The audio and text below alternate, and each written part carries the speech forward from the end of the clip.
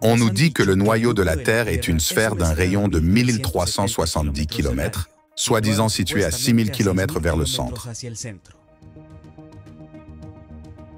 Selon cette théorie, le noyau serait composé d'un alliage de fer et de nickel. En 1987, le puits le plus profond existant à ce jour a été creusé sur la péninsule russe de Kola, près de la Baltique, où jusqu'à 12,3 km pourraient être forés. Ce qui ne représenterait que 0,02% du diamètre supposé de la planète.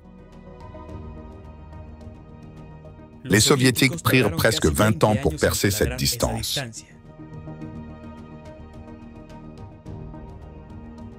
Le projet a été arrêté parce qu'à cette profondeur, les machines sont tombées en panne et ils n'ont pas pu continuer à forer. Il est impossible d'essayer d'aller plus loin. Par conséquent, absolument rien n'a été observé. Ce sont des modèles théoriques qui ont été modifiés au fil du temps. Des ondes primaires et secondaires ont été démontrées, mais pas le noyau. La géologie actuelle croyait que plus on descendait, plus tout devenait mou. Or, c'est tout le contraire.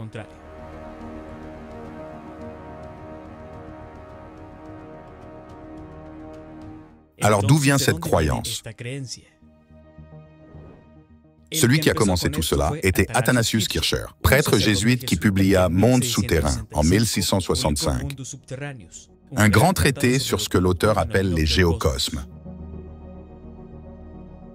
Dans celui-ci, Kircher affirme que la Terre possède un noyau central constitué de feu, relié à de grandes cavités souterraines, à travers lesquelles circule le feu, dont les respirateurs seraient les volcans. Et des siècles plus tard, en 1931, la sismologue danoise Inge Lehmann présenta le modèle théorique du noyau, avec un type d'onde sismique appelé ondes primaires, qui sont censées traverser le centre de la Terre et peuvent être détectées de l'autre côté. À ce jour, il est mentionné que les dépôts de lave se situent plus ou moins entre 300 et 100 km de profondeur. Certains disent jusqu'à 700 km, mais personne n'a pu entrer pour corroborer ces données. Ce sont des hypothèses, donc des modèles théoriques que personne ne peut vérifier. Le noyau de la Terre n'est qu'une théorie. On nous apprend également que la Terre possède un champ magnétique puissant grâce au noyau liquide composé principalement de fer et de nickel. Mais on sait que ces matériaux perdent leurs propriétés magnétiques lorsqu'ils sont chauffés. Dans le cas du fer, cela se produit à 770 degrés Celsius et pour le nickel à 360 degrés Celsius. S'ils nous disent que les températures du noyau se situent entre 5000 et 7000 degrés Celsius, cette théorie n'a plus de sens, puisqu'il est impossible pour ces métaux d'avoir des propriétés magnétiques à ces températures. Mais beaucoup pensent que l'existence du noyau peut être vérifiée grâce à des ondes sismiques qui ne se propagent pas dans le milieu liquide. La géophysique nous apprend que lorsqu'il y a un tremblement de terre, il envoie des ondes sismiques sur toute la planète et que les sismologues enregistrent ces vibrations dans différentes stations sismiques.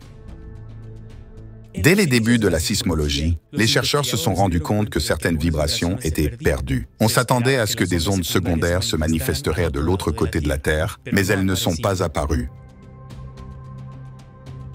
D'après le modèle sphérique de la Terre, on pense que les ondes secondaires, ou ondes S, ne peuvent se répercuter que sur un matériau solide et non sur un liquide. Dans ce cas, elles trouveraient quelque chose de fondu au centre, c'est-à-dire le noyau interne ou externe, à environ 3000 km de profondeur, où il n'y a pas de propagation des ondes.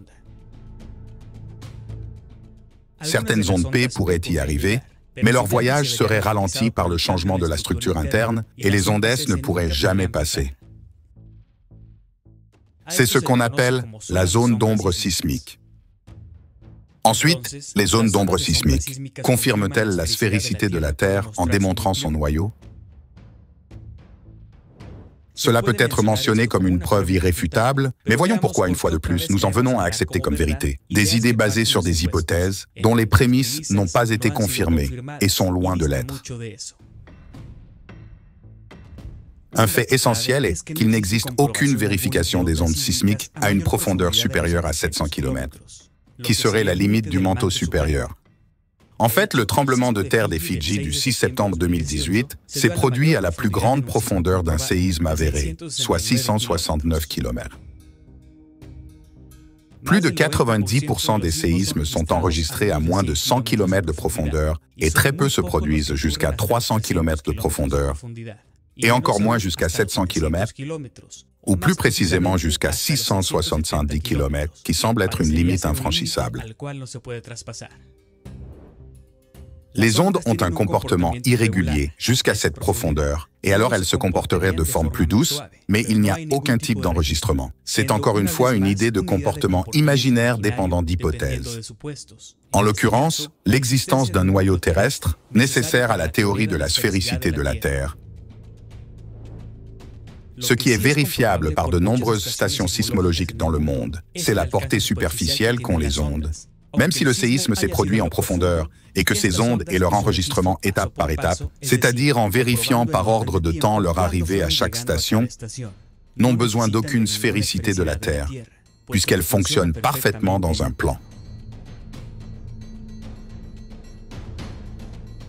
Cela est même vérifiable quand on voit l'onde sismique provoquée par le plus grand tremblement de terre de l'histoire, à Valdivia, au Chili, en 1960, dont l'expansion n'a pas atteint un tel point sur le globe terrestre que la zone d'ombre sismique aurait pu être mesurée. Il est également possible que la zone d'ombre se produise en raison des zones situées en dessous des caractéristiques salines.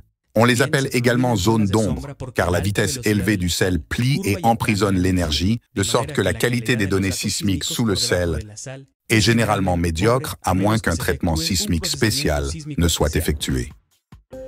La discontinuité de Gutenberg, ainsi que d'autres études, manque de vérification empirique, puisque non seulement la profondeur maximale mesurée est inférieure à 700 km, mais qu'il n'existe pas non plus de véritable vérification de la conformation de la masse terrestre.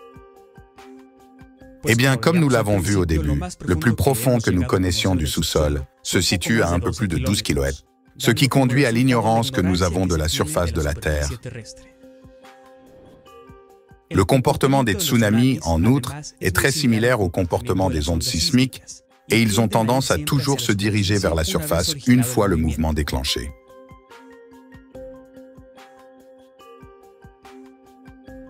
Par conséquent, si la plus grande profondeur mesurée lors d'un séisme est inférieure à 700 km et que les vagues sont ensuite capturées à une profondeur inférieure, étant déjà superficielle, alors une zone d'ombre peut alors être provoquée par un terrain situé en dessous des caractéristiques salines. L'onde sismique supposée du plus grand tremblement de terre de l'histoire ne générerait pas la possibilité de mesurer une zone d'ombre, puisque presque tous les tremblements de terre se produisent à une profondeur inférieure à 100 km. Il n'est donc pas vrai que la zone d'ombre sismique prouve la sphéricité de la Terre, ni la structure interne du globe, étant encore une théorie basée sur des hypothèses non prouvées et dépourvue de toute vérification par la méthode scientifique.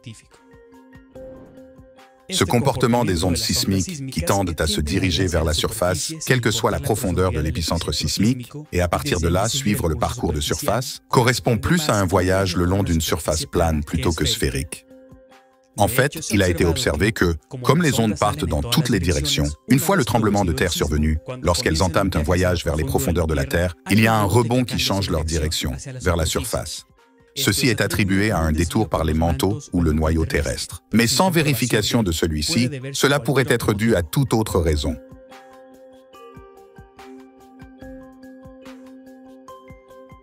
En enquêtant, nous pouvons nous rendre compte que, avec ces données représentées sur une Terre plate, les trajectoires des ondes sont mieux ajustées.